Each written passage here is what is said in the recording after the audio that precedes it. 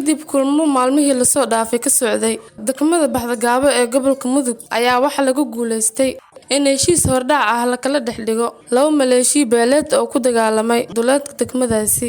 Kulamada nabadeed ay horkacayaan xildhibaano ka tirsan baarlamaanka Soomaaliya, maamulka gobolka Mudug iyo saraakiisha ciidamada federaalka ayaa lagu guuleystay in maleeshiyaadka la kala qaado xabad joojin la dhex dhigo.